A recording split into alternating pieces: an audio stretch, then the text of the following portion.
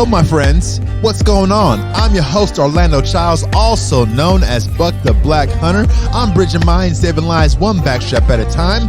Make it a great day, or not. This episode of the podcast is brought to you by Peak Refuel, baby.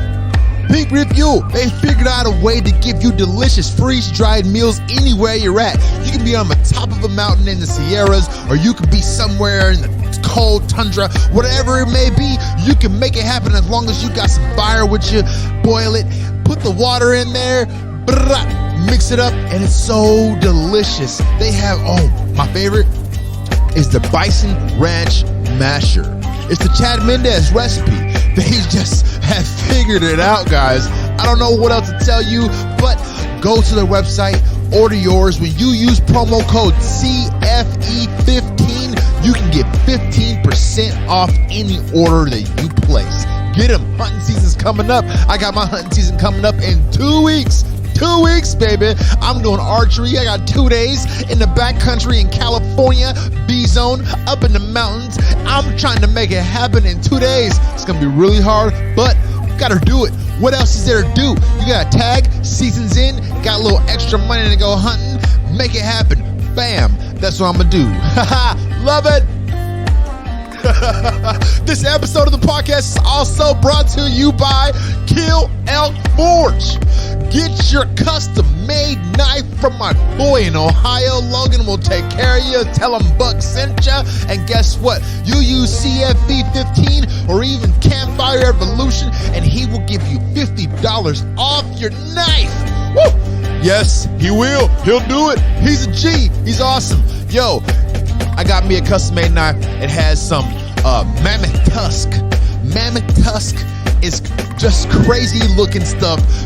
Mammoth, it's been here for I don't even know how long. But a mammoth, yo, I got mammoth tusk on my knife. That's crazy. Lifetime stuff right there. I'm gonna hand this knife down to my daughter, you dig? It's gonna be one of those things for me. This episode of the podcast is also brought to you by the California Fishing Game. They are the it.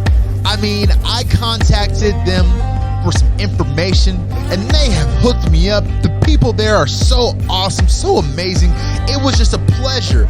Every interaction I've ever had with a fishing game warden anywhere I was has been nothing but positive. Really, nothing but positive. I've always had a tag in my pocket, and I've always had a license, so I didn't really have any issues ever. They are amazing. They give you so much information. They help you out so much. They're so kind. They're so caring. They're so loving. And they're just out here to help us. Help us. That's what they're here to do. And they've been there. They've done that for me, especially for my late season tag. I have gotten really good, valuable information. I have made really good friends with the people there. My next podcast, holy smokes, my next podcast is with Stephanie McNulty of the California Fishing Game Department. She's a rock star. She is just amazing rock star that, holy smokes, like a lot of people don't realize the resources that we have here in California. And talking to this person, she just hooked me up with so many other people. I mean, I'm asking about coyotes, I'm asking about rabbits, I'm asking about everything, and there's always an answer. The biologists work really hard. She's not a biologist, but she hooked me up with one. I'm gonna do a podcast with him later. It's gonna be dope. Look, I don't want to take any more away from you. Just stay tuned all the way to the end, because it gets better at the end, y'all. It gets better. I thought the podcast was over. I was like, all right, I think the podcast is over. And then boom, took a turn, and we started talking about just listen. I don't want to give it away. She's amazing. Please welcome my homie, my dog, my fishing partner. We're gonna go hunting someday, probably do some ducks or whatever. But hey, Stephanie McNulty, y'all. Peace. So that is good advice. Yeah. Can you give the people just a little bit of background of how you got to be where you were? What motivated you to want to become a game warden? Was this always a lifetime dream of yours, or was there a shift in the force? There was definitely a shift in the universe for me. I was one of those people that kind of didn't really know what they wanted to do career-wise for quite a long time. I originally pursued veterinary medicine and didn't like the political part of it, but wanted to do something with animals. There's a political part of still not sure how I got medicine. Yeah, there is. Unfortunately, there's a lot of you have to euthanize animals because you're paid to do it, or you can't fix an animal because they don't have the money to do it, and you can't donate your entire clinic. You have to stay. I didn't feel comfortable making money off of other people's injured, sick animals. Yeah, I worked at a clinic. And I adore my veterinarian. He has. I wouldn't go anywhere else. But I had too much of a soft heart to do it for animals. And if I could volunteer my entire life helping animals, I would. Which kind of sounds funny coming from a game warden who promotes hunting and fishing.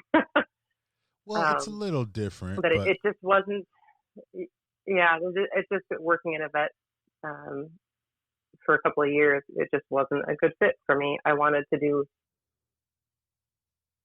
seeing animals come into some of these vet clinics that had been abused really, really upset me. And I couldn't do anything about it from the clinic side of it. And that might be one of the things that kind of pushed me into law enforcement, is I can stop people from doing bad things. Nice. Or at least try to make a difference in that. So my first step into law enforcement was with the sheriff's department, and I was there for 6 years. And one day I was on patrol and I ran into a game warden, and it blew my mind. I was like, "What? Why didn't I think of this?" And it was a woman, game warden of all things.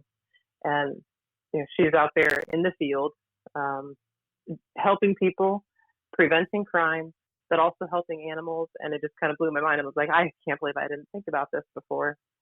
But I didn't have the education requirements to allow me to apply at the time.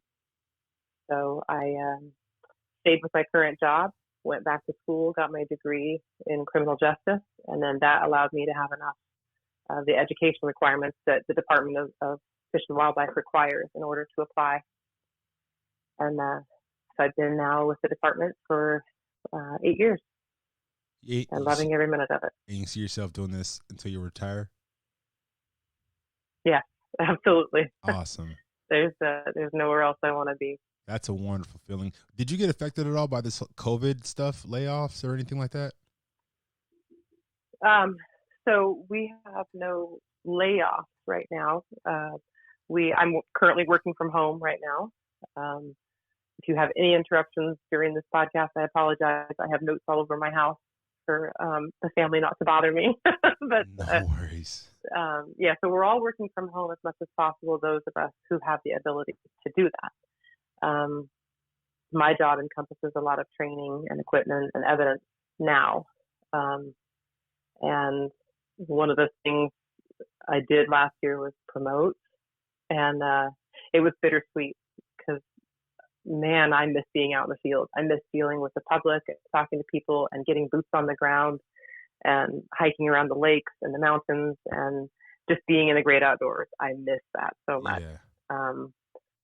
And so it's been hard for that. But this COVID thing, we're all teleworking as much as possible. Those of us who are in more of an office position now, we're working from home. So it hasn't affected my day-to-day operations. And the guys out in the field, we're just making them as safe as possible, masks and such, and a lot of distancing. So. Yeah, that's it's a crazy.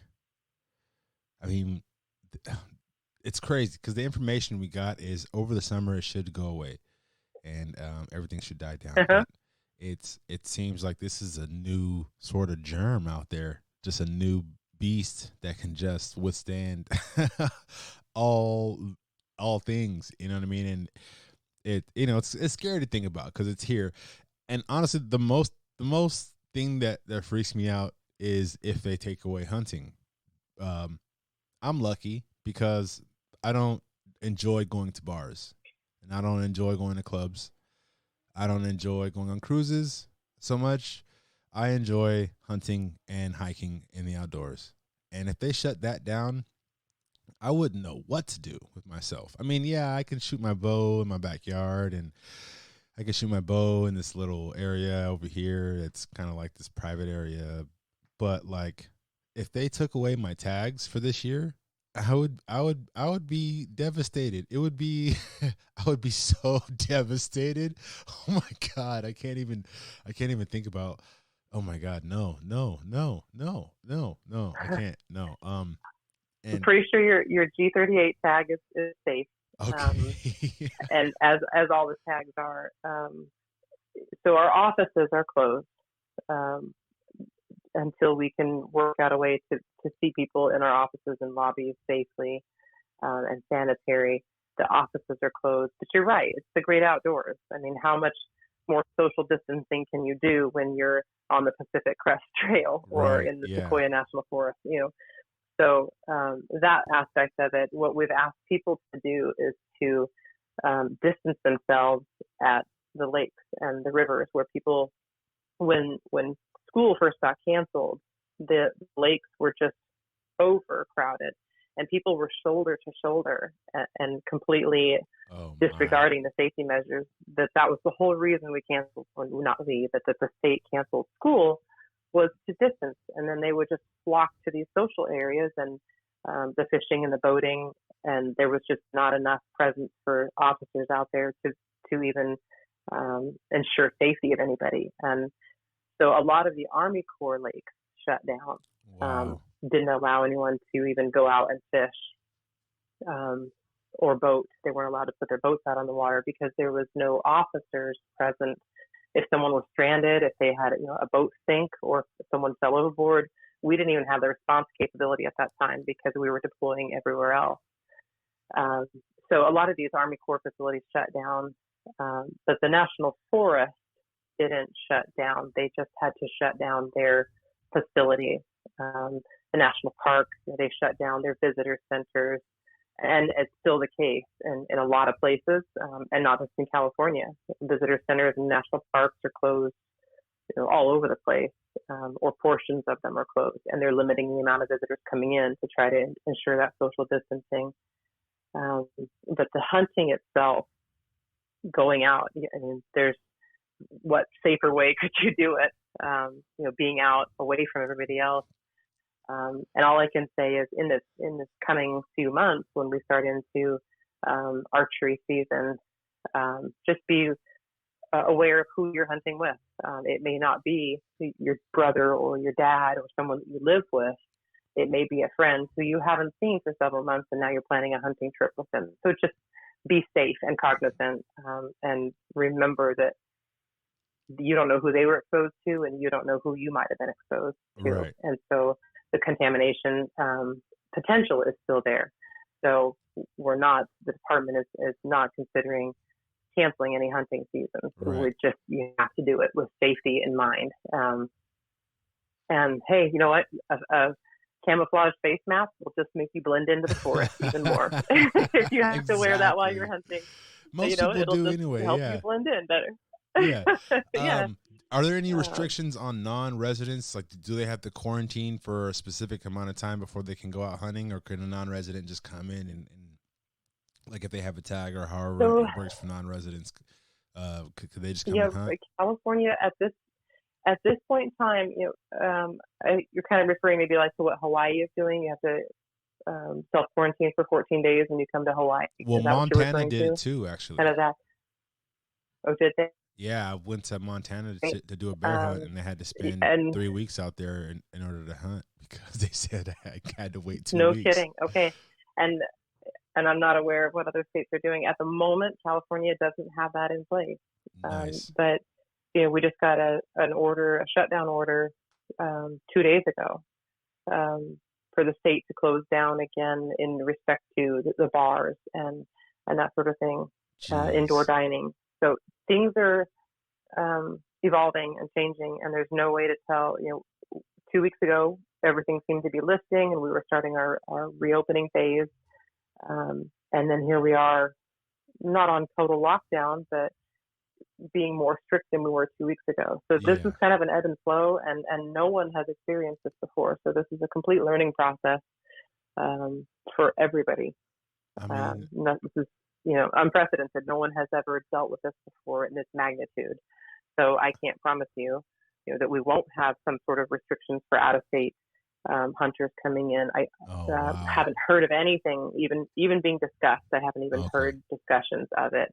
But for me to promise something that I don't even know exists at the point, I can't do that. You know who I really feel bad for? At this point, there's no talk of it, and it doesn't exist. Right. Awesome. So you hear that, non-residents? Get your tags now. But you know who I really feel bad for? And this is kind of a change of subject, but I really feel bad for like entertainers right now, like comedians, like Vegas show dancers, strippers, whatever, like all the people who get paid off of doing shows. All those shows are no longer, all the magic shows that go on, none of those are going on anymore right now. And they're not getting paid. And bar owners, like, there's so many people who make money off of crowded places. And none of those people are making money right now. Small business owners are taking a huge hit too. There's so many businesses, restaurants are closing up. They just can't stay. Yeah. It's affecting everybody. I don't think anybody is immune from this. Yeah, that's sad. The restaurant thing hits me close to home specifically because there's a restaurant closed down in my neighborhood that I live in, and it's a really good restaurant, and people there are really sweet and really nice, and they couldn't make it. They couldn't stay afloat. I'm like, geez, this whole thing is, I mean, there's got to be a way to work around all this stuff and still keep businesses open. I don't know. No one's for more stimulus money, and I don't know. I don't even know how you would solve this. Like, how do you bring people back from this? It takes a mad scientist. It's going to be tough. Yeah, it's going to be really tough. There's no amount of bailout money that can save every small business. Right. And it'll be interesting to see what the next 10 years plays out like. Yeah. But on a positive note, California, I feel like, is doing really good as far as like how we're taking responsibility and we're kind of being cautious. I think that we're going to be okay. I think that around, the first of the year, things are going to be on the flip side. And maybe, I'm always optimistic about positivity. Like, for every bad thing that happens, I'm the kind of guy who thinks about it and I'm like, okay, what good can come from this? There's got to be something good that comes from this. And maybe you don't realize it now. Maybe you realize it a little bit later, like, oh, well, if I wouldn't have done this and if that wouldn't have happened, then I wouldn't be here where I'm at right now. And maybe where you're at right now is a really good spot. So, I mean, I can only speak for myself. But I try to think super positive when it comes to stuff like this. Like, I lost my job. I lost a lot because of this COVID. We were getting ready to move. We were planning a wedding. And, these are my problems. It's not, the end of the world for me. I'm not, upset about anything. It's just kind of how life is. And yeah, so I try to look at the positive, and the positive is, yeah, I'm not making as much money, or not even near as much money, but at least I get to spend time with my daughter and hang out and be daddy daycare, and I get to like help her growth and sort of brainwash her with my hunting shows, and just kind of do my little daddy thing, and that is something that I could not make enough money to ever replace. Like, especially, we only live once.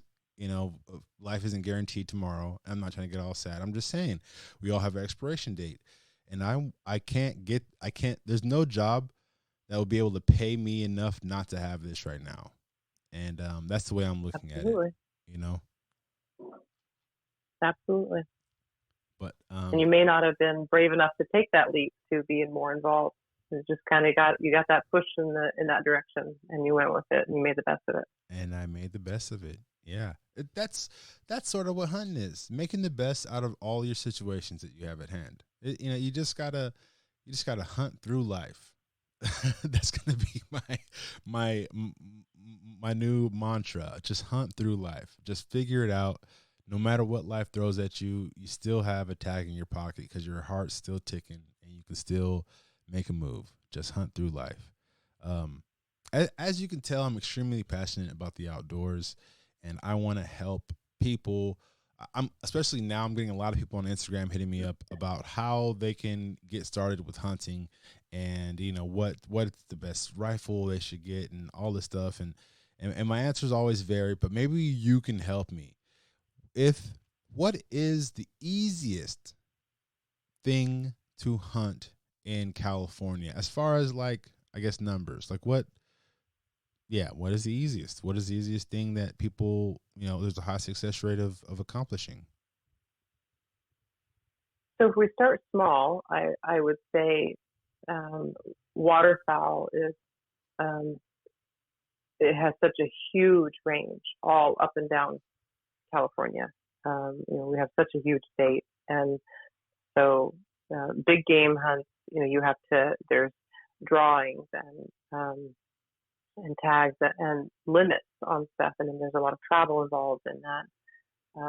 But I don't know any waterfowl hunter that wouldn't say, yes, come with me. I'd love to show you how to do this. And you can jump in the truck with somebody and go to their favorite blind with them, and they would be happy to show you the sport and teach you.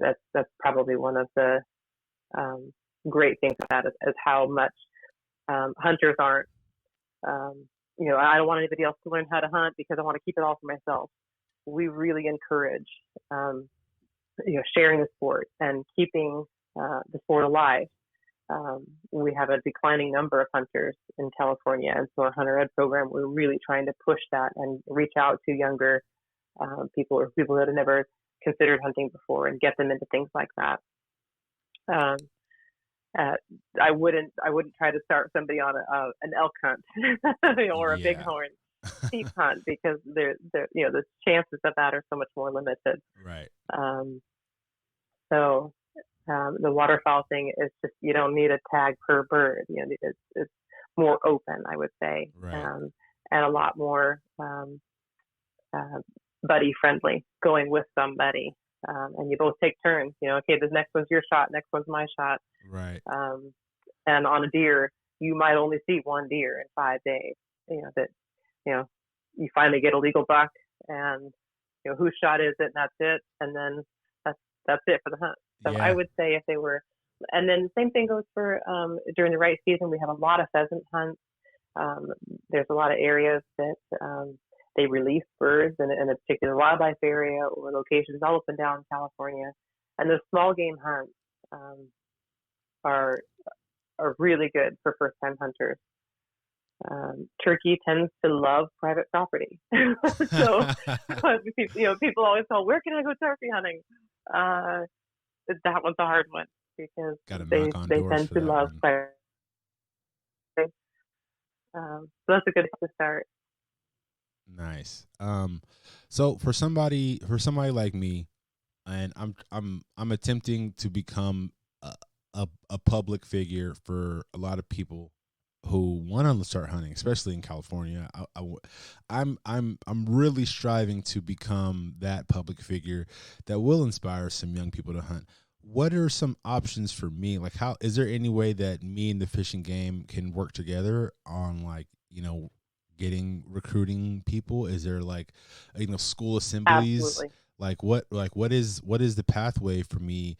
Like, right now, all I have is my social media effect. What else could I be doing to make an influence on, the new neo hunters, as I like to call people? Well, I think that's primarily the goal of our Hunter Ed program. Is it's not just teaching the hunter education class that's required to get your license. It's about recruiting, going out, getting a class full of young adults. When I say children, I mean, a good assortment of age range in there. The younger crowd getting out there and getting enthusiastic, because a lot of these kids kind of get stuck in their classes. The classes that I've taught Hunter Ed, a lot of these kids are kind of there because their dad wants them to hunt or their mom wants them to hunt, and I want my kid to hunt with me this year. And the kid's like, what the heck am I doing here? Right. Yeah. And so I've come in there and tried to throw a lot of positivity, and you have so much, awesome energy that you would be excellent in these classes. Really? Teaching them. And it's very, very easy as far as you have a set regimen of information that you have to teach. I don't know if you did yours in class or online or how you did it. But I actually did both. It could have been 8-hour online, and then I went into a spot in Livermore. Okay. And some of those classes can be just very, reading the book, going through dry, step by step. And then others, we have interactions. We do kind of a role play scenario where I'm the game warden. I'm in full uniform, and I bring a kid up, and I pretend to check his license for the first time. And the kids are shocked to be talking to an officer. But then the rest of the class suddenly, they wake up and they realize, this isn't so bad after all, and I want to learn more about this, and I want to talk to the game warden, and and so all of a sudden you see kind of the curtain lift, and people want to interact, and they get more excited about it, and they want to know, what else can I go? What's the next season? What else can I do? Nice. So somebody like you that has so much positive energy and then so much outreach and influence, I would absolutely say try to connect with your local Hunter Ed instructors in your area. And that goes for anybody else that's listening. If you really want to have an influence or try to recruit, we just ask that we do a formal training. The department will take care of all of that. It is a volunteer-based program for our Hunter Ed instructors, but that's where we rely heavily on the community, is to help us teach these Hunter Ed classes. And we also have, it's called our NRVP program, Natural Resource Volunteer Patrol. And those volunteers, once they get signed off, they go through training, and they're allowed to actually jump in with a game warden. I've had several NRVPs hop in with me for a day of patrol. We actually go out. I've done pheasant hunts. Our NRVPs come out and they help us with our junior pheasant hunts. And they're just spectacular because they're a good resource. They're extremely knowledgeable. They're friendly. And the kids get to see more exposure. And then in turn, you can actually recruit and bring some of these kids to our junior pheasant hunts and to our apprentice hunts and those sort of things. So it just creates awesome. A really good, and those are the two volunteer programs that are the department's main real source of outreach. Yeah. And we can, I can send you some information or an email later. Or we can get into definitely. That. I'll definitely be wanting that email. How to get connected. Oh, absolutely. Cut out a little bit, but that's okay. I keep, and I live in Pittsburgh, California. For those who don't know, and it's pretty city. I would say it's pretty city. I mean, neighbors are stacked right next to each other. It's pretty city. So I see a lot of people who don't have anything to do. I also, okay, let me just cut to the chase here. I have a idea that I want to do, and I don't know how to even go about doing it because there's no money in it for anybody unless we can figure out a way to charge people. There's this empty freaking just golf field, old golf course that nobody uses. Grass is overgrown, and it's just no one does anything with it. And I would love for the city to allow some sort of archery course to be taught there at least like once a weekend or something like that, to where we can and I don't have any bows, but I'm thinking like, oh, we can just, work with the archery shop and lend out these bows and have people come learn how to shoot, and it can be sort of a fun city thing that the city encourages people to do. And I would totally go market this, but I don't have a clue how to start. Would I need to? Is that something the fishing game? Is that a fishing game question? Is that a city question? Is that a sheriff's question? Like what? Who do I go to coordinate something like that? Yeah, you would. I think you would have to coordinate several different people in that. Fish and Game wouldn't be involved in the paperwork portion of it and in the fine print. We would absolutely help by donating volunteers. If something comes to fruition, where I would begin is definitely hitting up the city. It may be private property, but you're still going to have to run it through the city to make sure that they're okay with that venue being allowed. And there's probably some insurance and permitting stuff as any kind of city government would require. Oh, yeah. And then the next step I would say is to reach out to your local sportsmen's association. There are so many, and it's all regional, depending on where you live.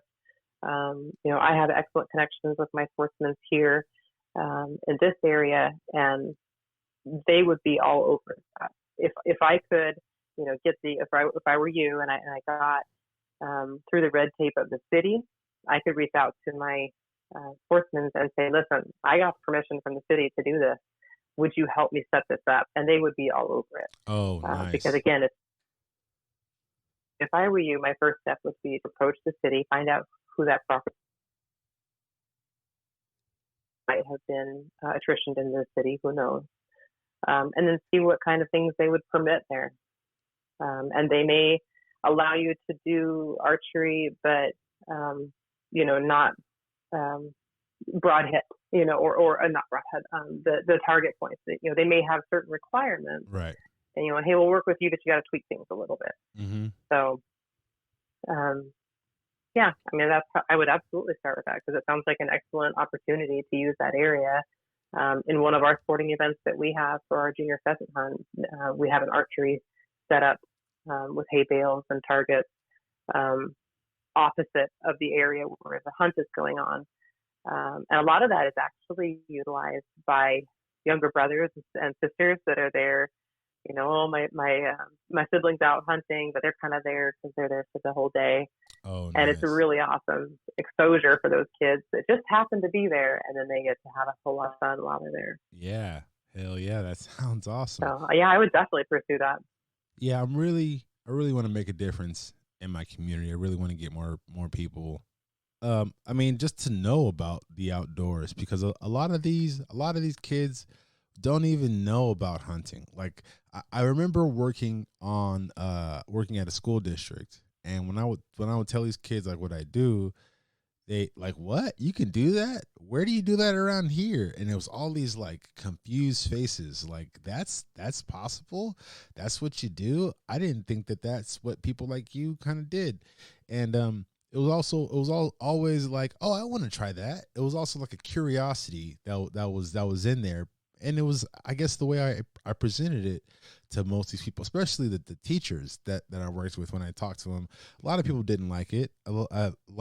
Actually, some teachers really didn't like the fact that I hunted, but a lot of other teachers were really curious about, like, the process and, the butchering and the meat tasting and how to do it and where to go. And yeah, it was a lot of curiosity from these city folks that, I don't think we're ever, I don't think they witnessed anything like this, or I don't think they have any, either their grandparents didn't pass it down and it just kind of, or whatever. But, a lot of these folks wouldn't never think about the opportunities that are in California. And, yeah, I want to bring it back. I want to bring it back for a couple of reasons. It's therapy. Would you agree that the outdoors is therapy? Absolutely. It just does something to you. Could you give me an example of, like, what the outdoors does for you. Oh, I think it kind of hits the reset button. Um, it, like you said before, it's peaceful and um, it's refreshing. It's awe-inspiring. You look around sometimes and you have no idea how much open space there actually is. In a state that has 40 million plus people, we have enormous open spaces. You just have to get out there and find them. And so to get away from the hubbub and the buzzing and the text messages and the emails, it hits the reset button for me. It's hard to explain. It's kind of clears your head and makes you thankful for everything you have. And the beauty of it all is just, and you can find beauty anywhere, even in some place that burned. I not too long ago drove through an area with a huge amount of fire damage, but amongst it all was all these plants coming back up and new life and trees, and you could see the wildlife, you could see the deer running through there. And I thought, had this place not burned, the forest was so thick you wouldn't have been able to see that deer, and it's part of the natural life cycle. And Right. it's just refreshing to get outdoors. There's nothing better than actually just getting out for a hike. And I could backpack for the rest of my life if I could afford it and make a living doing it. I would do it. Yeah, it's I totally agree with you. Same here. It's totally a reset button. I find that the noise gets to me. The city noise, the hammering, the cars, the beeping. I mean, you don't notice all the things that you hear until you go to a place that is just quiet. Mm-hmm. And yeah, it's a beautiful, beautiful thing. So another hunting question. Where, and I'm not sure if you don't have this information, totally fine. But where are the highest density of coyotes? Because that is a good question. I really want. I feel like I've been to a bunch of places and just made a call and seen a coyote. And I'm like, if I can get a new hunter who maybe wants to go a little bit bigger than fowl, like, where would I be able to take them so that there's just a bunch of bark back after I make a call? The valley floor and the foothills definitely has the best kind of the blend of the habitat. They like coyotes are not typically, they're not a big game predator. They like a smaller animal. They're small game, rabbits, squirrels. That's their predatory instinct. They will pack up once in a while on bigger animals, but where you find the most amount of ground squirrels is usually in the foothills. And so that's usually your best option for coyotes as well. Okay. To tell you where the largest populations were, I would have to talk to one of our wildlife biologists to see, if there's larger densities in central versus southern versus northern California. I know Central California has lots and lots of coyotes, and so what you're looking for, the bigger area you have, Southern California is so populated, that those animals are pushed out of there. So open space and squirrels, and you're going to have a coyote there for sure. And you'll have an answer after your call. And ground squirrels, and you're going to find a coyote. Yeah. Got it. Well, I really appreciate you being here. You got to give me that information after this call. Go ahead and tell people, how they can, get in contact with the Fish and Game. Give them your spiel. Okay. So we have several offices located all throughout California, and our website is wildlife.ca.gov. And there's just unending amount of information there. You can look up our regional offices. You can look up our volunteer program on there. Another interesting thing that I wanted to kind of jump back to, you had mentioned getting, the kids, the city kids involved. If you go to our webpage, we have a trout fest. And unfortunately, all of our trout fests for this year that I know of have been canceled because of COVID. But the trout fest is amazing because it's free to the public. The kids get handed a fishing pole that already has a lure on it, and they usually get to fish right there from the hatchery run. So it's like shooting fish in a barrel, literally. Wow. And they're going to catch a fish, if not on the first cast, the second, or guaranteed the third. It's kind of ruins them because then they think all fishing is that great. Yeah. But it's amazing for the kids to like pull their first fish out. They squeal and run away from it as it dangles from the end of the line. And there's another station where they can touch. They actually can reach into like a little kiddie pool and they get to touch the fish and experience what it looks like. And then there's a casting station. They get taught how to cast and fly cast, fly fish. And there's even a cleaning station. So if they decide that they want to keep the fish that they caught, they can take it over and the department will clean it for them and put it on a bag of ice and send it home with them. So it's super, super exposure for kids who are have never experienced anything like that. It's just amazing. And like I said, it's free to the public. And I can't wait till we start scheduling them again. But that can also be found on our webpage. So it's www.wildlife.ca.gov. And it's just a huge amount of information. They can reach out to any other regional areas. There's a map to actually make it really easy. So you can pull up the map and pick the office that's closest to you based geographically. And our Hunter Ed program is also on there. Volunteer program is on there. And I highly encourage anybody who's thinking about, wants to get involved but doesn't think that there's really a niche for them. There is.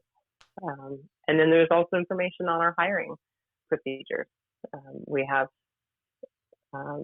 a regular police academy. It's paid, so you don't have to worry about that. You get paid through the academy. And all of our information is on there. I can certainly go over that with you if we have time. Yeah, I totally do. But if not, the hiring information is on there. No, let's go over the hiring part. No, I totally have time.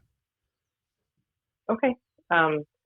So we do require, we're one of the few agencies that requires college education still. And so it's 60 college credits total. Doesn't matter what they're in. We just need an accumulation of 60 college credits. However, 18 of those have to be in the related field. So not an additional 18, but 60 total, 18 of which is either criminal justice, biological sciences, natural resource, or conservation, something to that effect. And then they need to possess a valid driver's license. And they will also be passing a physical agility test. The whole process starts, you submit an application, and then you fill out a rather lengthy supplemental. It's a criminal history and background packet. Be prepared to list every address you've ever lived at, every job you've ever had. Oh, wow.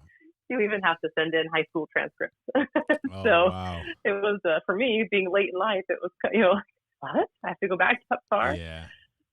So you'll send in unofficial transcripts at first, and then you mail in your initial application, and then you'll be scheduled for a post-entry level test. It's called the Pellet B exam, and you can actually study for that online. It's spelled PELLETB, Pellet B. It's the standard law enforcement test battery is what it is. And if someone has taken that exam in the last year, you can actually mail those results in lieu of having to go take another test. Nice. After that exam, you'll be added to a list and start the background check. And then there's a physical agility, there's chief's interview, medical screening, psychological screening, and then the academy starts. So, like I said, for most cadets, it's paid academy. They take a limited number of cadets every year on a paid basis. And people who are just absolutely determined, I want to get in, I want to do this, they can actually self-sponsor in addition to those paid cadets. And if there is a job opening at the end of that and they pass their academies, they'll be offered a job. Nice. The whole process takes about a year and a half. So it is quite a commitment to get started. The good thing is all of those application steps, they're usually about a month apart. So the whole time that I was in the application process, I stayed with my full-time job. And just, once a month, I had to take a day off to go down and take a test, either up north or down. I went to Big Bear for one test, and I went to Sacramento for a couple of other tests. So usually just took a day or two off, throughout that whole process to go up and complete those different requirements. And then after the academy, which is about 8 months, you begin a 4-month field training program. You're put with another officer who trains you and just puts you in as many hands-on experiences as you can. You're sometimes you're doing a necropsy on a deer, and then the next minute you're checking someone's fishing license, and then the next minute you are chasing a bear that's downtown. Oh, wow. So we try to get you guys, or the cadets would try to get them as much experience being a wildlife officer as possible. Have you chased a bear downtown before? Not downtown, no. I have darted and relocated 4 or 5 bears and 1 mountain lion. Oh, wow. The mountain lion was in someone's front yard. So, we've had to, they get a little dart gun, they get a little night-night juice, and then they wake up with an ear tag in their appropriate habitat up in the mountains. Try to put them in a place where they're far away from the reveal. Do you have a spot for bears, like high density of bear population in California that you're aware of? California, all of California is pretty much bear habitat from the coastline to the mountains. We have black bears all throughout California. Los Angeles National Forest is thick with them, right up to Shasta, Redding and Tulare County, Central California. All of those areas are prime habitat for bear. Nice. They don't tend to be in the farming community as much anymore, just because they're so highly populated and farmed, and there's just not the denning habitat for them. But California statewide, and we authorize 1,100 bears, or at least the last few years, there's been 1,100 bears for the quota, for the amount of tags filled. Not the amount of tags sold, but our quota at the end of bear season is 1,100 bears for the cutoff date, which is right around the end of December. So California does have a large bear population, and those bear tags help us counterbalance that population. So a higher density than others, it would just be where the better habitat is. Less people, better habitat. Nice.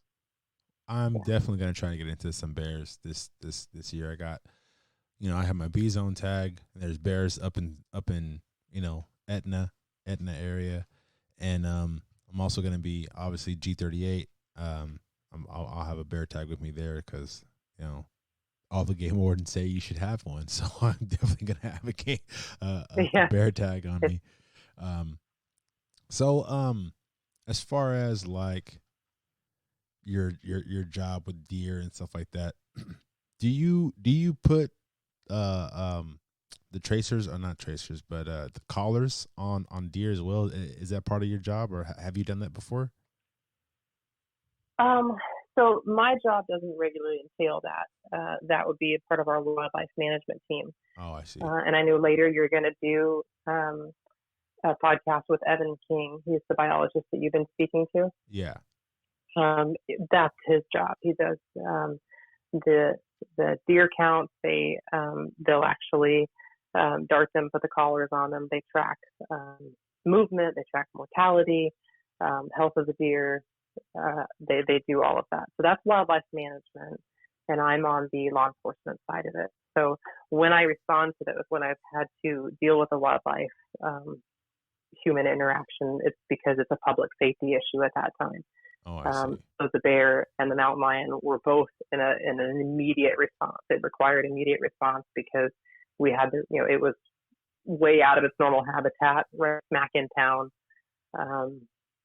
And so we have to relocate them. He's not, it's a no harm, no foul. You're not doing anything wrong necessarily, but you probably shouldn't be this far into town.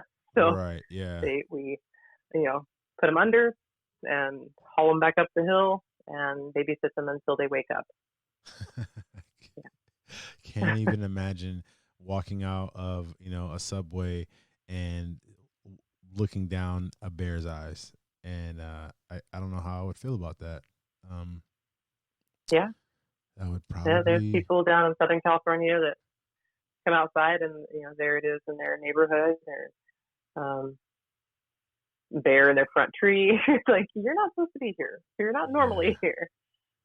So yeah, so on that regard, I'm not part of the tracking and the radio callers and that sort of thing. I'm only on the immediate response side of it. But your future podcast with Evan, he can give you all of those stats. Oh yeah. On the radio callers. And so do you hunt at all or fish? I do when I have the time. Oh, nice. If you ask me if there was one bad thing about being a game warden, it's because you almost always have to work the deer opener and the waterfowl opener and the tub opener. Like you have to be out there. Yeah. So, yeah. So what have you what's your game of choice? So I am more I'm more apt to the fishing.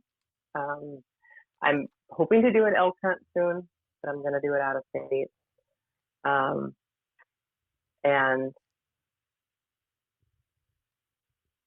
do I still have you? I think I lost you. Oh no, I'm still here. Okay, it got really quiet. Oh yeah, sorry.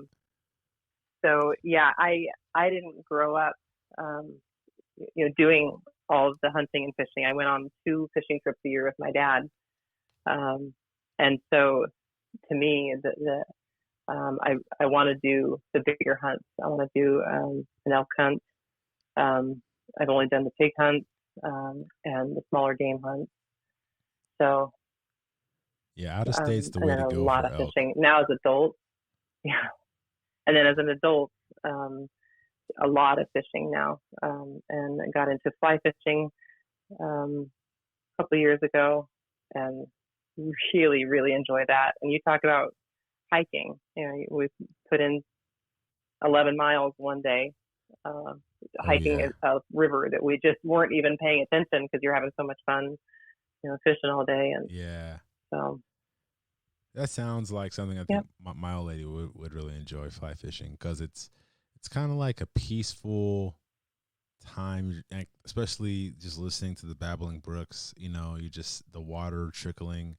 I can see her really, really enjoying that. I can also really see her enjoying duck hunting too, because she likes her big game hunts, but she'll probably really enjoy having a shotgun in her hand and just having multiple hunts having multiple surges of adrenaline throughout the day rather than one large one. It's kind of like, she's a hunter, but waterfowl is right up her alley. But that's all I got for today. I really can't thank you enough for talking to me. It's been I've been trying to put this together and figure out how we can do this, and I'm glad that the fishing game allowed you to do this. Thank you guys so much. I hope that this will allow me to reach many more young folks and get them excited. Send me that information, because I definitely want to do some volunteer work, especially in my community. If there's even a instructor near me, I think the closest one is in Livermore. But if there's one in Pittsburgh, that would be amazing. But yeah, okay. I will look up the information and forward that on to you. And if you have on your social media, I can certainly send you some links for other people to reach out and for our apprentice hunts and our trout fest in the future. And those sort of things. I'll try to put together some information just on some common links that would help. I'll definitely do that. Thank you so much for having me. No, It's been great. Thank you. I appreciate you.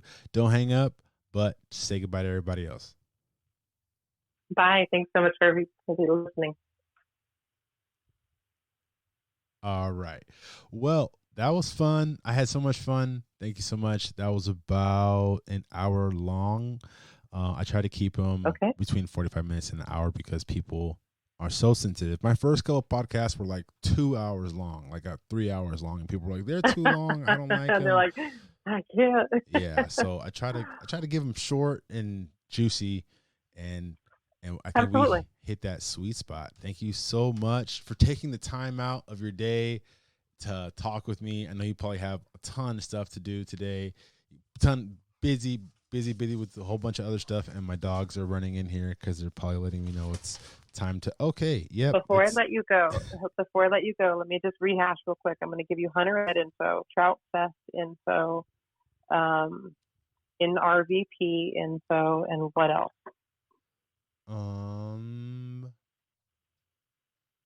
I can't remember. You can come in here. I think that was it. Yeah. Oh, no, I'm sorry. My wife just walked in here. Yeah. I wasn't talking to you. But yeah. So I think that might have been it. I think that was it. And the other thing was I got to talk to the city and see if I can get permission about that private spot. I'm pretty sure it's private. Right.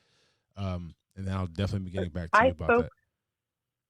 I spoke to Evan King actually earlier today. And he says, "Wait, you're doing that? I know that guy. I'm supposed to do a podcast with him." And so he goes, "Well, tell him I'm still interested." He goes, "I've just been really swamped, but make sure you tell him I'm still interested." So Evan King does want to follow through with you and do it. So awesome. Hold on one second. Yeah. Let me say goodbye to my wife. And all right. Okay. Have fun, babe. All right. Yes. He said he was busy and he had talked to his higher ups, and I just kind of just wanted him to get back to me. But I'm glad you did. I'm glad he talked to you. I'm glad you guys got together. I'll be emailing him after this podcast after I do a little. Yeah. No, he's definitely still on board for doing it. He goes, "Oh man, tell him I've just been busy and I definitely still want to do his podcast." I'm like, awesome. Okay. Are you? Well, I'll try not to tread on your toes then, because he's right here in my same county. In fact, he's been with me on several of those, the mountain lion and several of those bear calls. Oh, he's wow. been with me.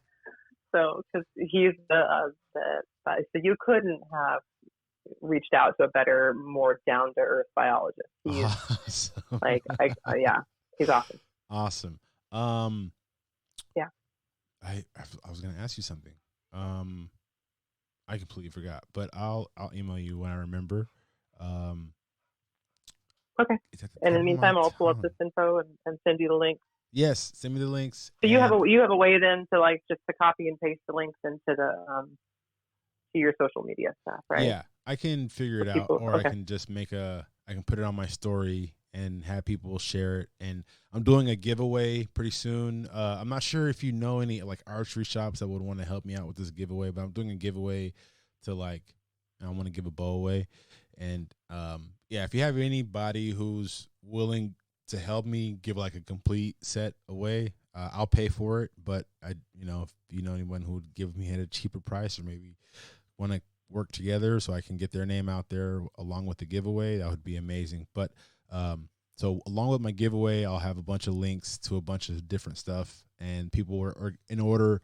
My idea is, in order for them to be registered in the giveaway, they're gonna have to go to these websites, sign up for this, sign up for that, follow these people, Theodore Roosevelt, follow the Theodore Roosevelt page, follow the the Bureau of Land Management page, and so on and so forth. And and having those links, have them check out these links in order to qualify, so to speak.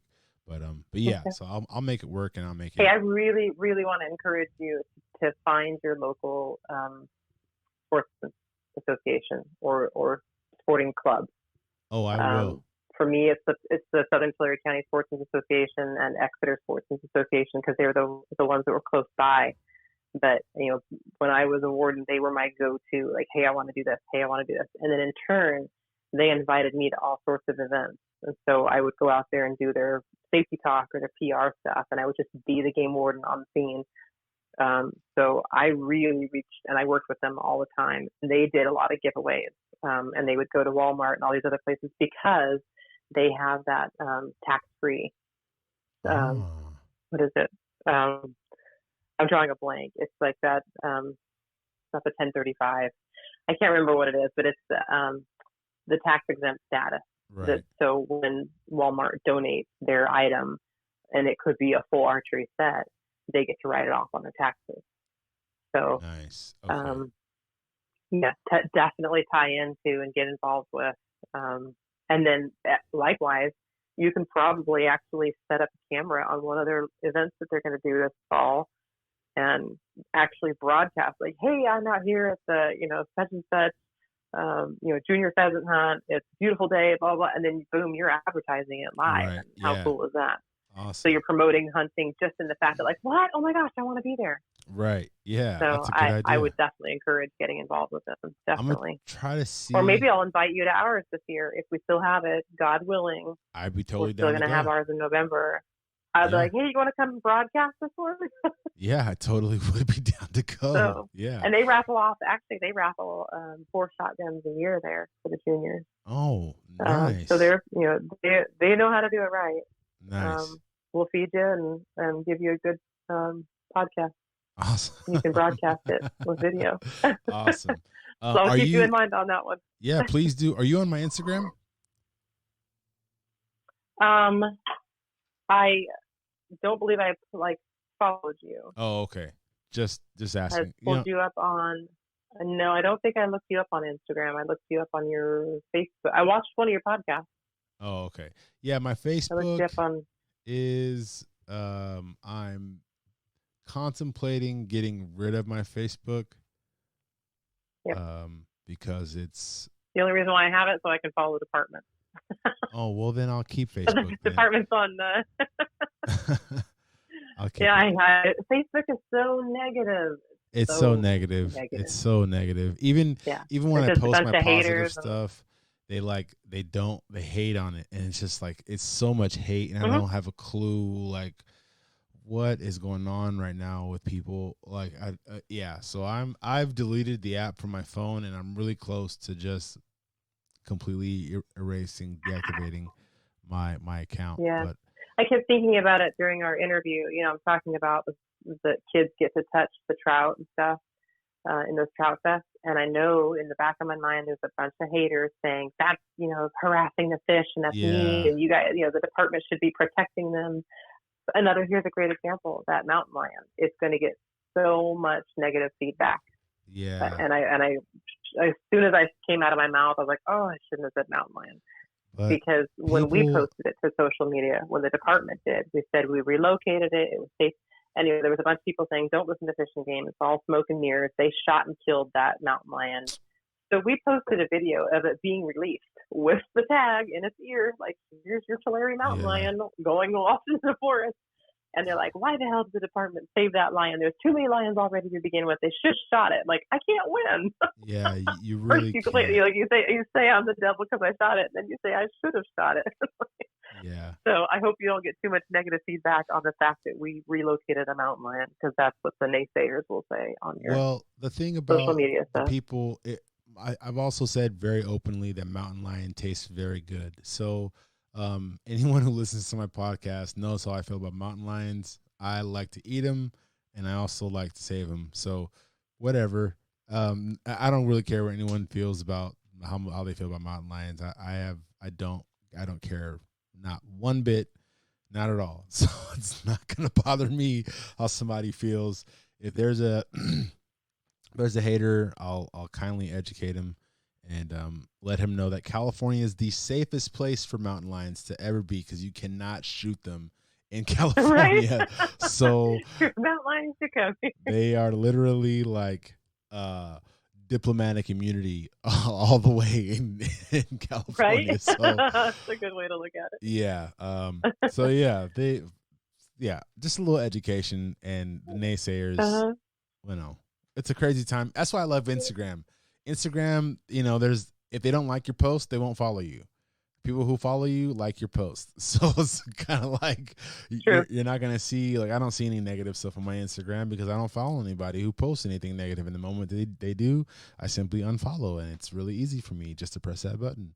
Yeah. I've got some excellent friends, even family, and they say stuff on Facebook. I'm like, I don't discuss politics. I don't push my beliefs on anybody else, and I don't expect anybody else to force their beliefs on me. It's just, why does it matter? It doesn't. I wish it shouldn't. In the 90s, I never knew what anyone's party was. No one ever talked about how that wasn't a topic of discussion in the 90s. Was what is your... Now, do you think I've noticed that, but do you think it's because we were younger then? How old are you, by the way? I'm 32. Oh my God, how old am I? 30. Okay, so I'm older than you. But maybe it's because we were younger then that we weren't involved in politics. Even I noticed at like that too, parties, like when I went to visit family, like now when I visit family, what is your political party question comes up. But in the 90s, no one, that wasn't, I can be eating dinner with anybody and no one would know that they were, a green party or whatever. Like no one would even know because it didn't matter. It didn't really matter. And if you were, it didn't really matter. There was no real arguing back and forth about whatever because of whatever. Honestly, I just think that America needs a break from politics. I think America needs a break from the media. I think maybe we can take a break off of just control. We just need a break. We need a break in the media. You know what? America needs to go for a hike. America needs to go for a hike. That's what Put your boots on the need ground to and do. leave your cell phone in the car.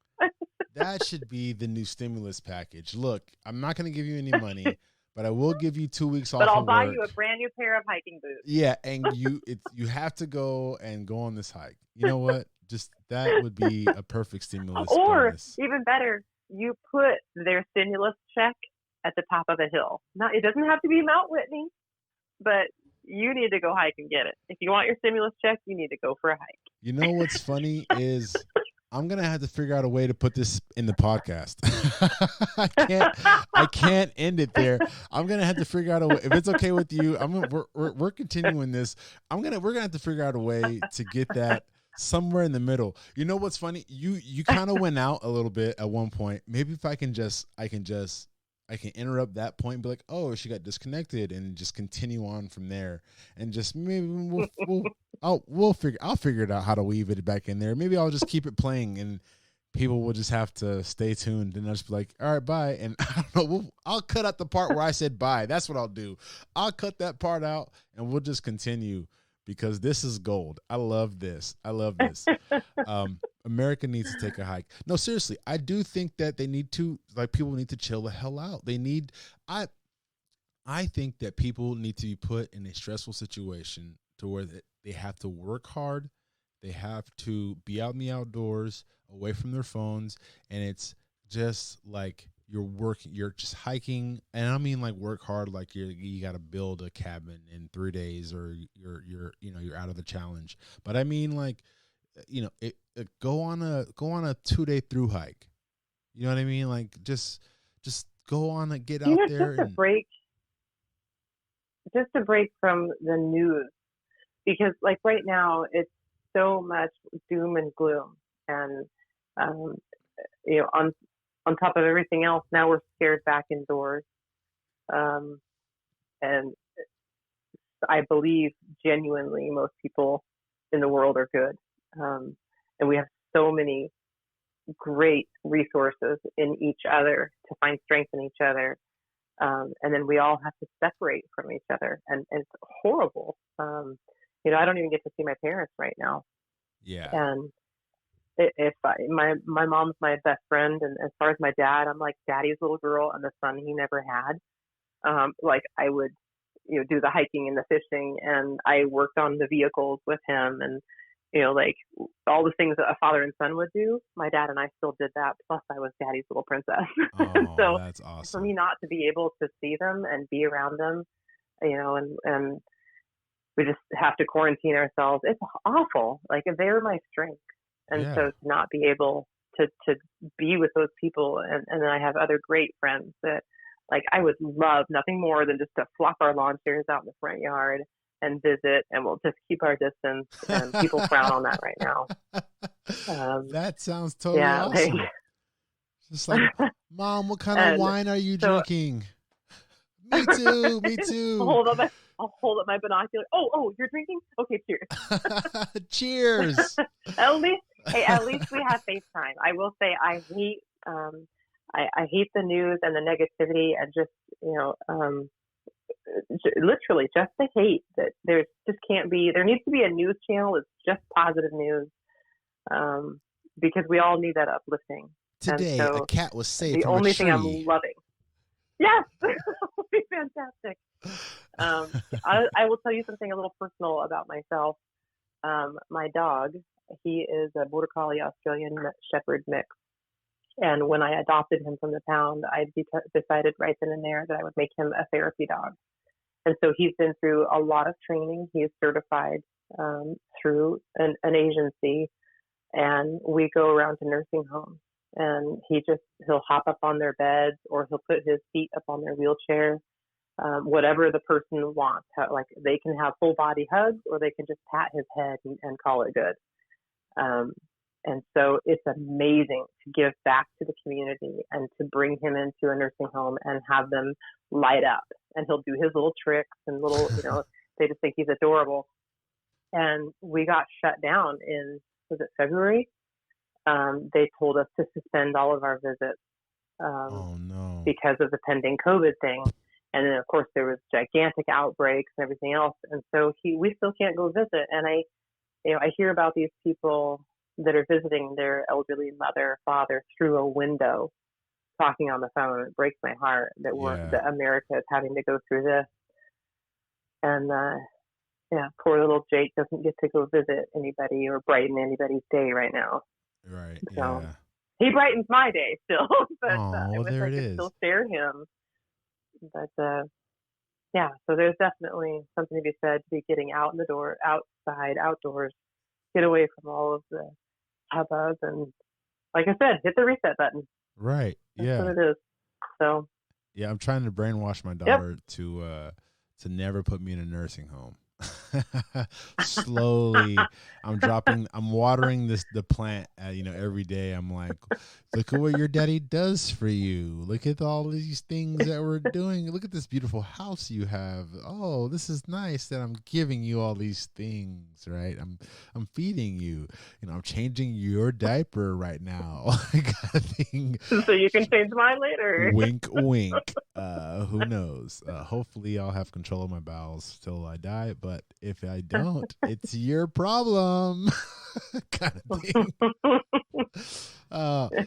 I have a cruel way I want to go. Not a cruel way, but I want a Viking wedding. A Viking funeral. I'm sorry, a Viking funeral.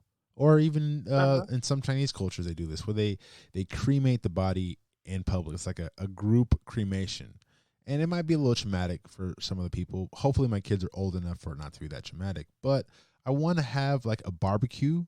I know it sounds crazy. I want to have a barbecue where everyone's partying, there's music, and in the background, I am disintegrating into dust in a place where my dust will be into the earth, and plant a tree there, and I want an elk to piss on my tree.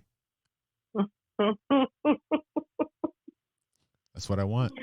That's a very specific request. I don't know how we're going to convince the elk to do that. I think if we just go to a place where there's a good Tully elk, I don't even, a good like maybe East Park Reservoir. if we can make that happen in East Park Reservoir, there's a good chance a Toluoc's going to piss right near my tree. Good chance. Right. I like it.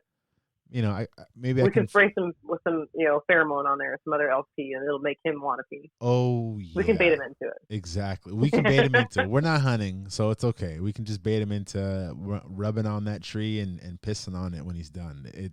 There you go. You just gave me the. Now I gotta put this in my will. Jeez, this is gonna be some writing. I'm gonna have to figure out how to take care of that. I don't think people think about their will. Have you? This is a personal question. Have you thought about your will? I don't have children, so I don't have a will. Well, you gotta have. My husband said the same thing. He's like, we need. I go, why? Everything's in both of our names. If I die, it goes to you. He's like, well, what if we both die? I'm like, well, why would I care? Well, like, I think I already know my mom's gonna take my dog. I think somebody said you should, like, if you like it's not just for like your stuff, but like if you're on a ventilator and you're brain dead, would you want? I have a DNR.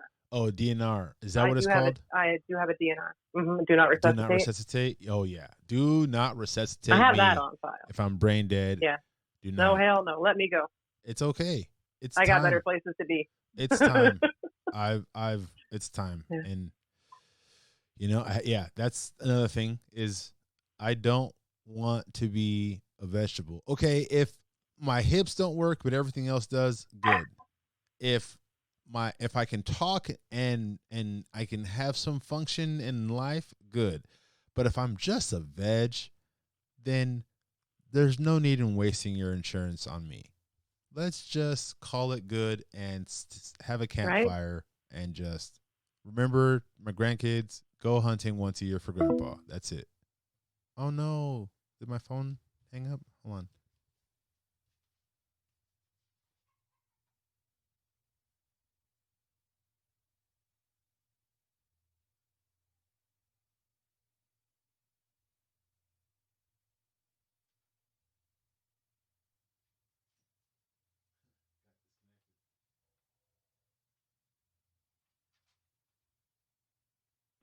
What happened?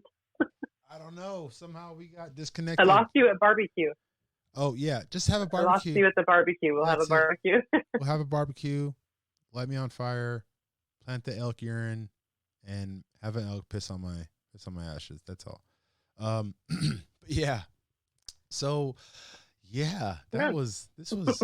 I'm glad you got it worked out. I will.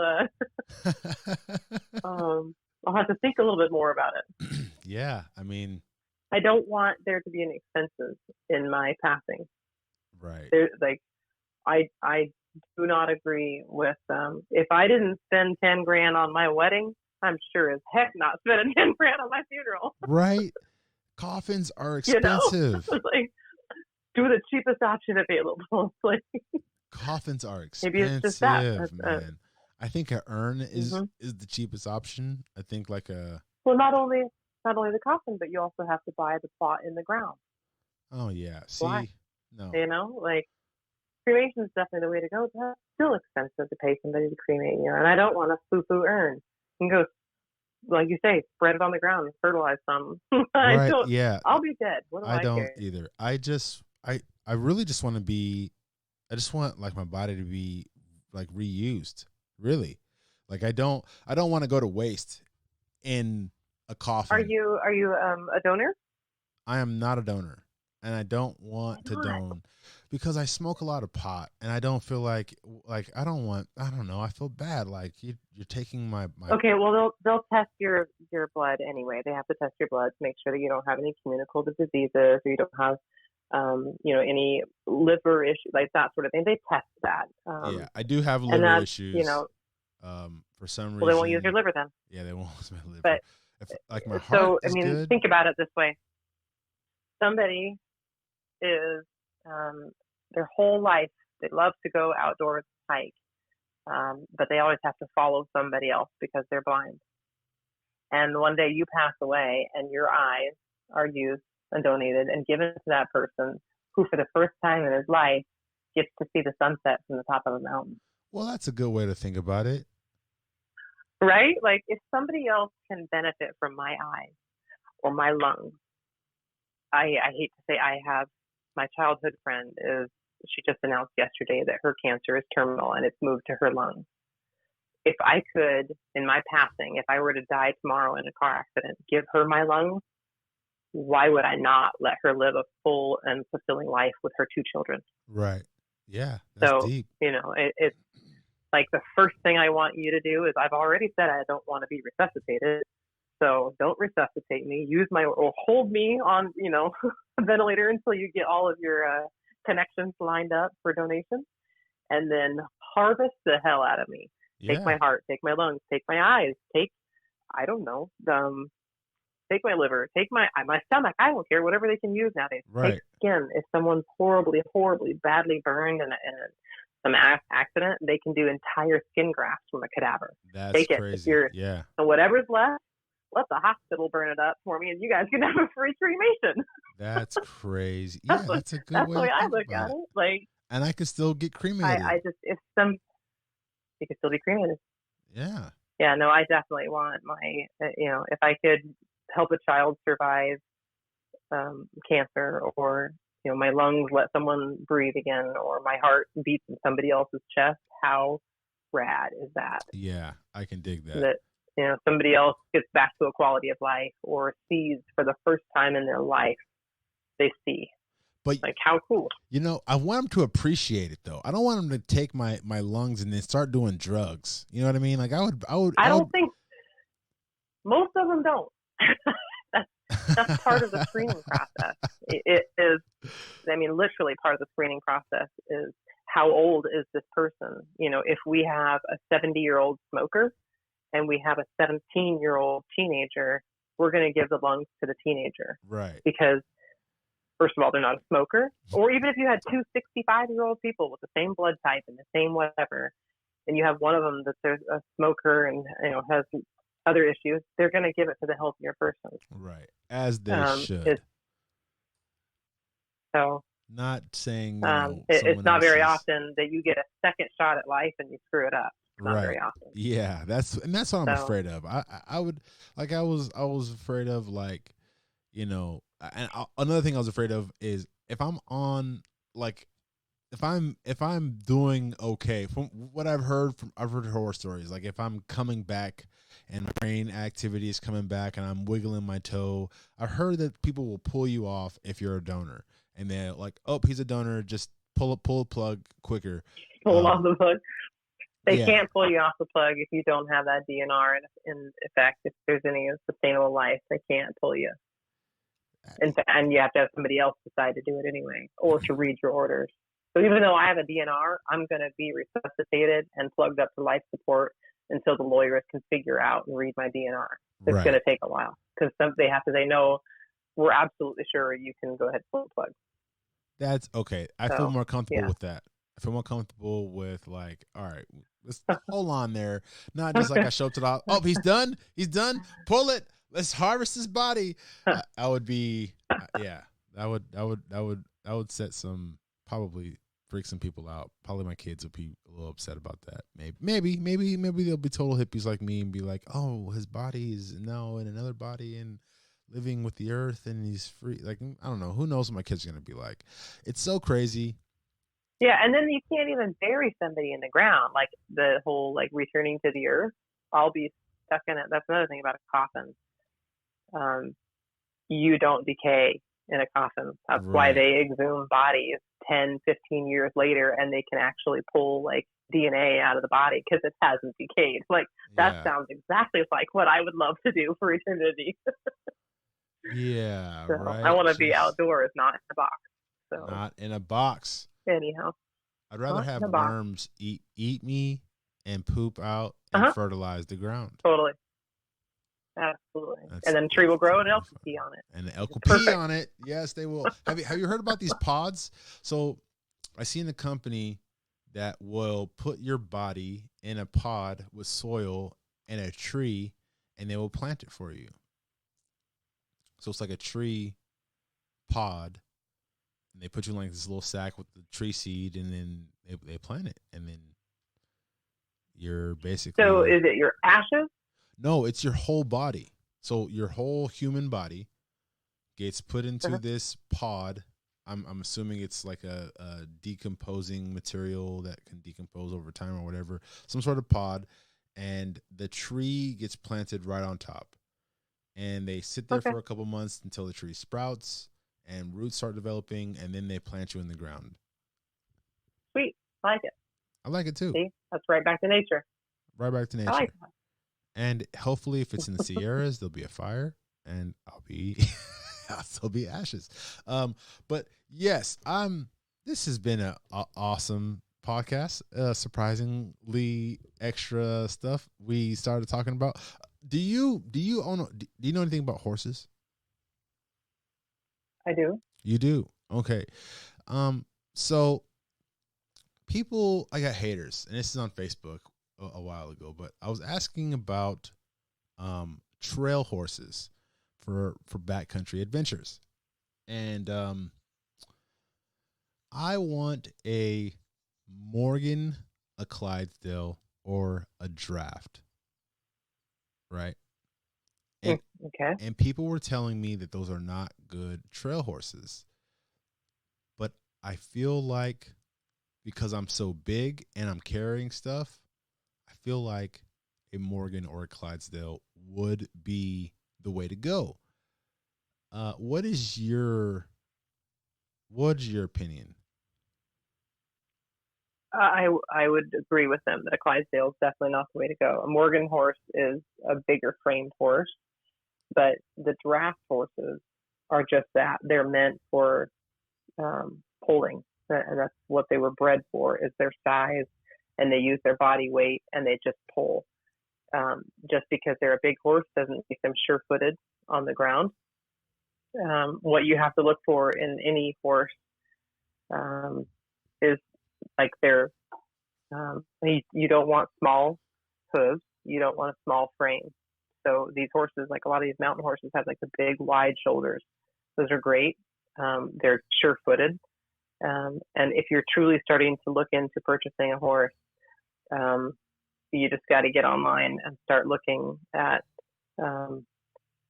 or at least if you're going to buy a horse that someone else is selling, what was the horse used for? If it's rodeo stuff, they're not going to be a good trail horse. You want them to be sound and quiet and not easily spooked. So those are all things to ask about when you're buying a horse.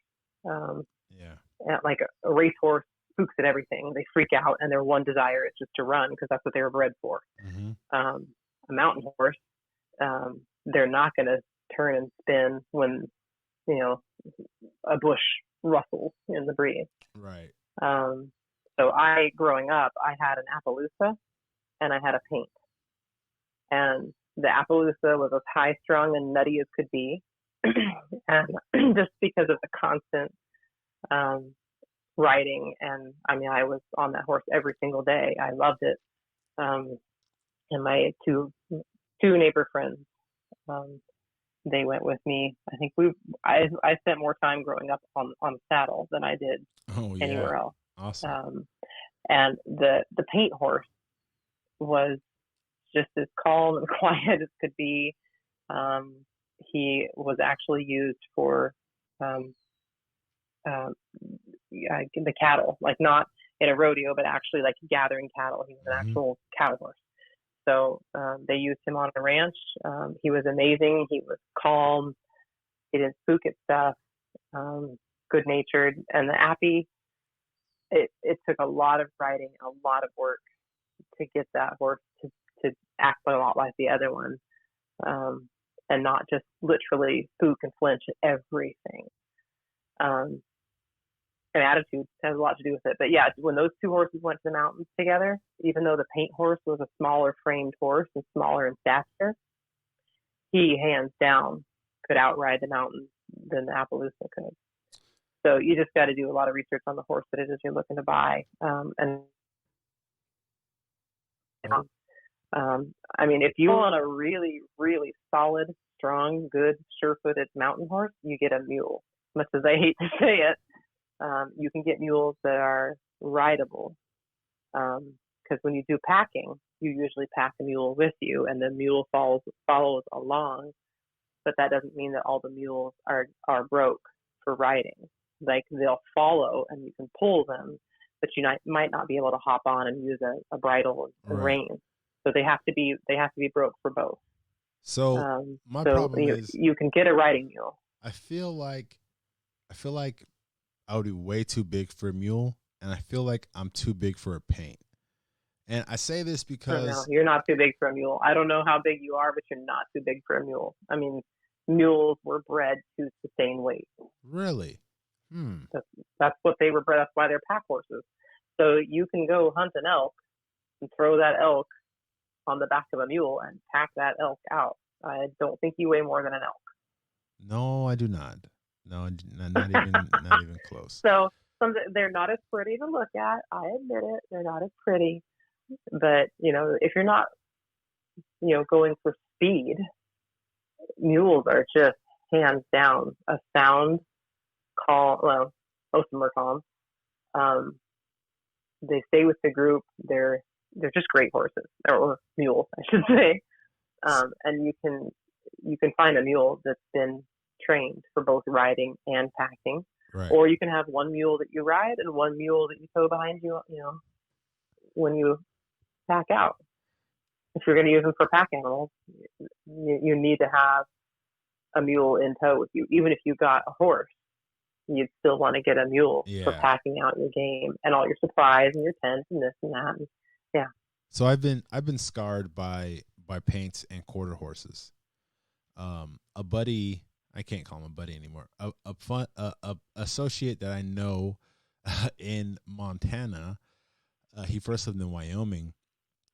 He put me on a horse in Wyoming, and his name is Jasper. Beautiful, beautiful old horse.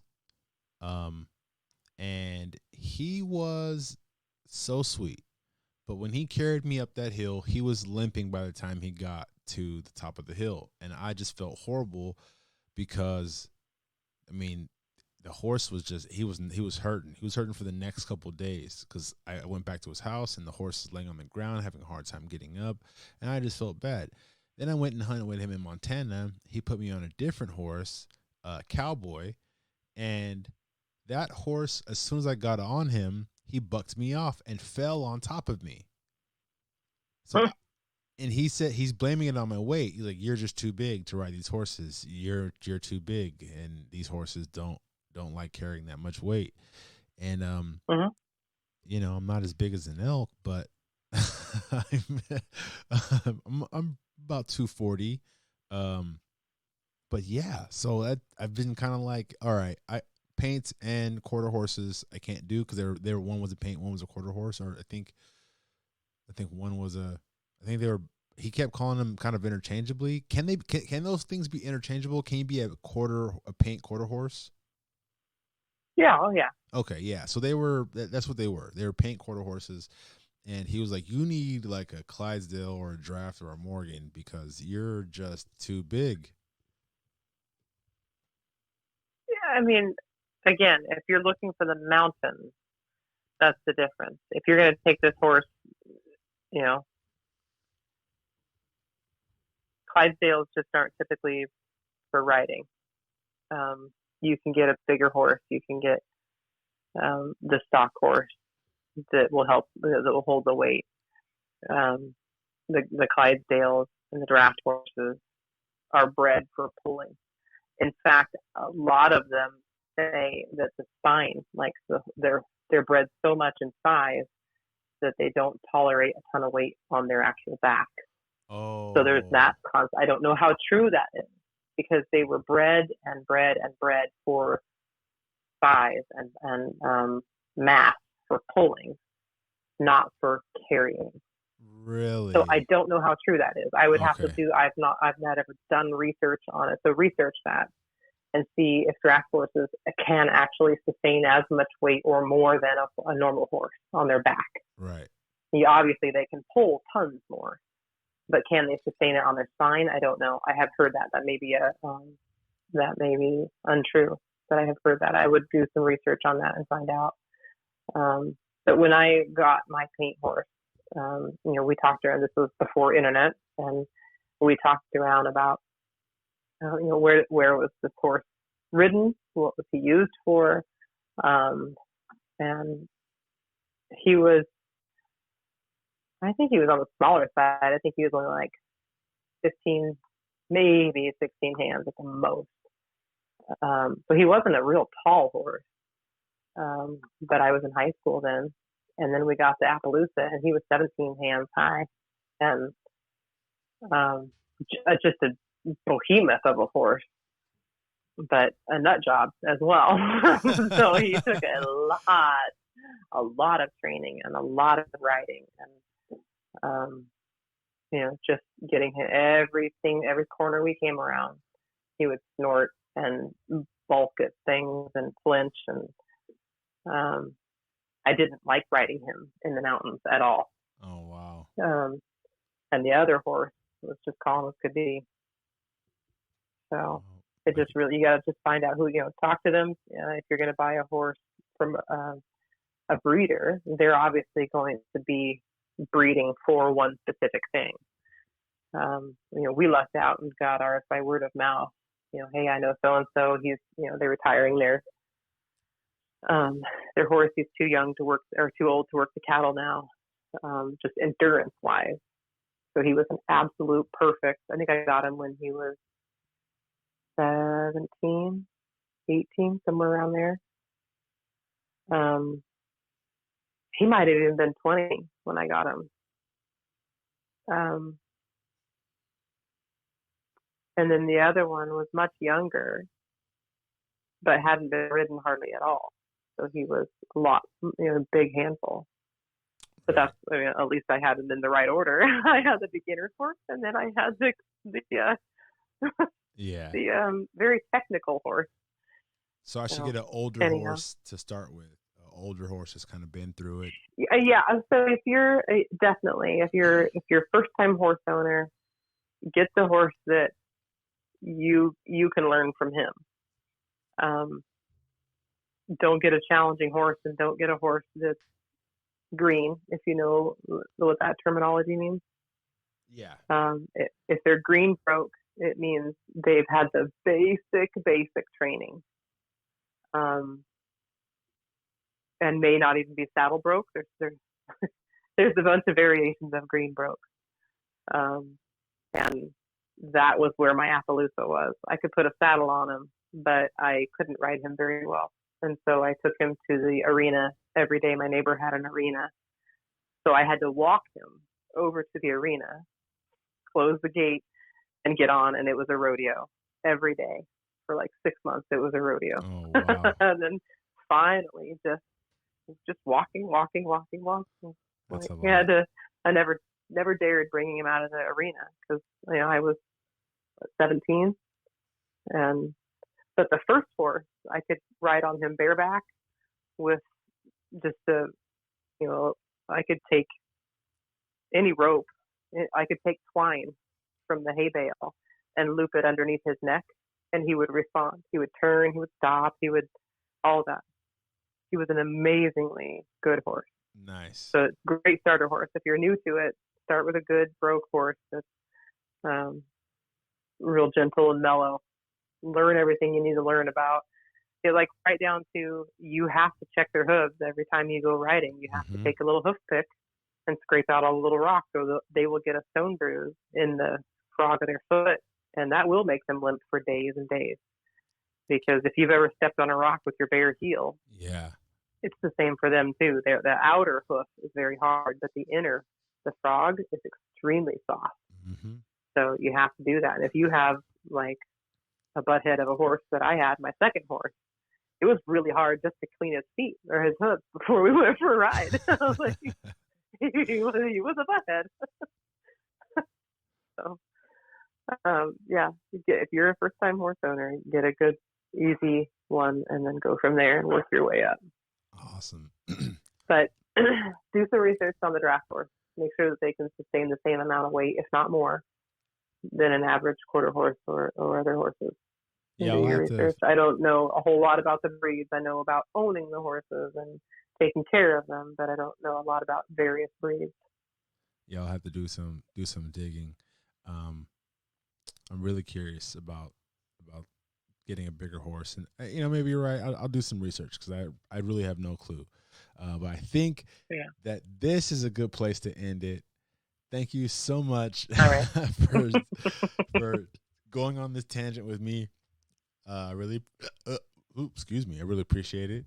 I had a lot of fun with you, and we're probably gonna have to do this again. Honestly, we're probably gonna have to do this again. I mean, we got events coming up. I think the next time we do this is when we do it live with your video. That's when we'll do it next.